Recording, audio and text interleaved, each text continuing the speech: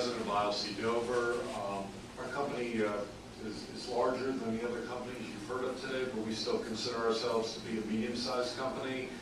In the last 10 years, we've grown from about $30 million in sales to over $100 million in sales.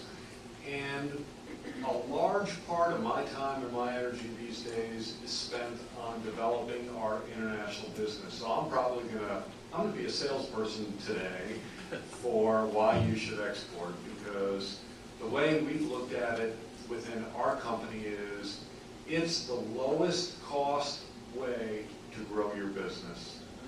When you try to sell a product, you've got two avenues, or two things you got to conquer. One, you got to develop the product, and with most products, you have to get some approvals, some certifications, and validate that it works.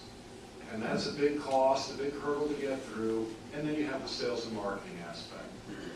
So when you start to focus on exporting your products, I'm assuming you already have the product.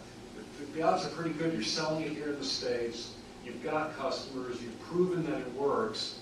So it's a lot less expensive to develop the business through export because you've already got the development costs underway. The other thing I'll say is, and we've seen this in the last few years, focusing on Europe. With the exchange rates these days, our products are highly cost effective compared to the competition. And companies that had said for years, we will never buy from a United States company because of, we want to buy from a European manufacturer, we don't want to pay the VAT.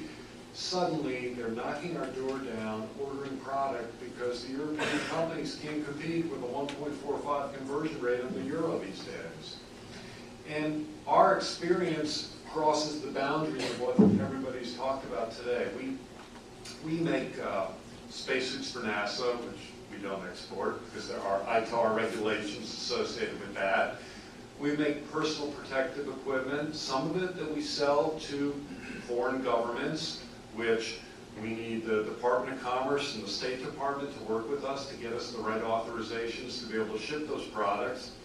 And we have commercial products. And in those products, just like Larry spoke to, the biggest challenge and the key to success is finding the right channel. Going out there, finding the right distribution partners, the right agents who can promote your products in a local manner. Our culture is different than the culture of the people you're trying to sell to when you export, so you need the face of your company to be somebody local out there. And finding the right people is critical, and what we tend to do, this is our mode of operation, we try to find companies that sell complementary products to ours. We don't want agents who sell competitive products. And we want agents that are somewhat small businesses where our product's going to have a big impact to their business. And through the resources that have been discussed today, we've been able to find those sorts of manufacturers' representatives, sales agents, and they've been a huge key to our success. So I can't say enough about the importance of stability for a business and the ability to grow in a cyclical economy.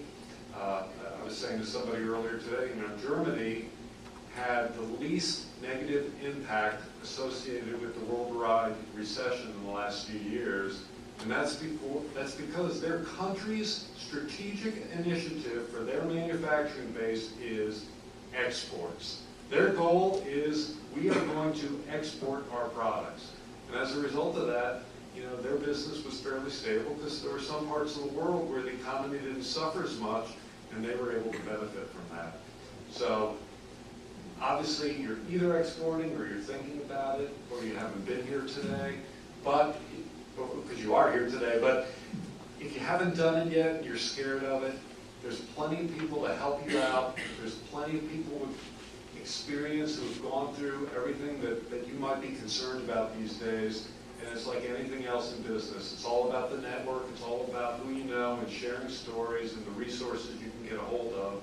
And you'll find it'll help your business tremendously. So you should work aggressively to try and enhance the export of your products all over the world.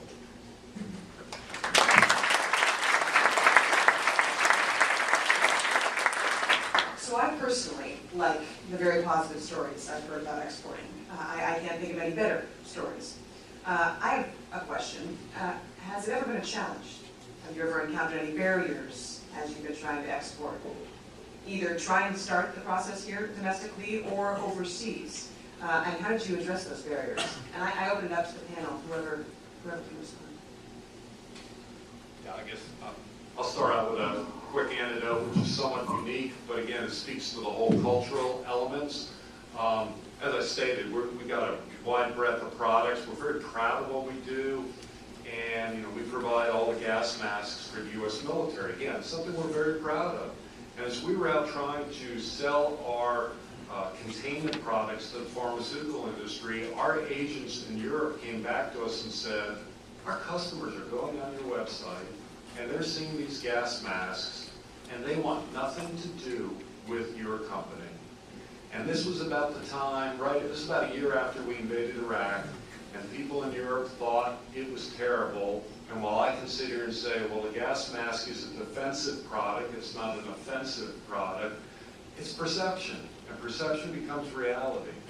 And what we ended up doing is we ended up setting up a separate website, and all our agents and all the brochures have that website on their cards and brochures that direct them to a different website where we take off all the products that have any association with the military.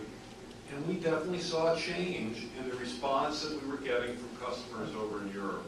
So just understanding cultural differences is huge, and you have to be flexible to change the image you portray, the way you work with people, the way you do business.